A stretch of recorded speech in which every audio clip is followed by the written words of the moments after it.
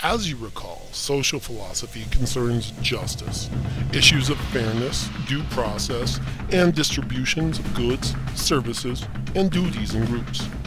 Social philosophy applies the principles of ethics to societies. We'll take a quick glance at three of the major social philosophies: communism, minimalism, and liberalism.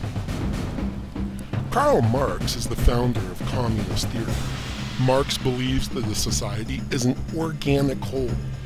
If one part of society is corrupt, then the whole society is corrupt. The problem Marx saw with most societies is that workers are forced to sell their labor and products to an economic system that is hostile to the interests of the workers. For Marx, the solution is to acknowledge that all goods and services are produced socially. So the means of production should be publicly owned instead of being held by private companies. The citizens would collectively own the factories, stores, and hospitals, and all the citizens would have their basic needs met. Despite popular belief, communist theory also calls for a democratic government after the initial nationalization of industry. Marx's plan, which has never been successfully implemented, has the effect of abolishing the distinction between rich and poor. Marx's motto is, "From each according to his ability, to each according to his need." If the communist state would provide many services to its citizens, the minimalist state is so small that it might be difficult to see it all. John Stuart Mill and Robert Nozick are two philosophers who support a minimalist state.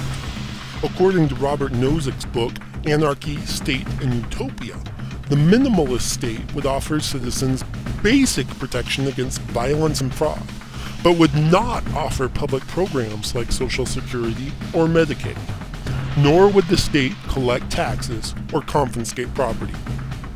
If the state did collect taxes to fund services like a fire department, then only those who voluntarily paid would receive the services of the fire department in the event of a fire. Moreover, the economy would be unrestricted capitalism, also known as laissez-faire capitalism. There would be no government regulations on businesses or how they operate.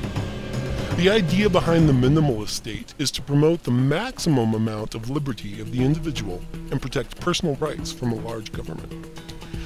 Seated firmly between communism and the minimalist state is liberalism, which is pretty much the current situation for most countries in the Western world now. In a liberalist state, there is free enterprise and privately owned corporations, but there are laws that restrict business and labor practices.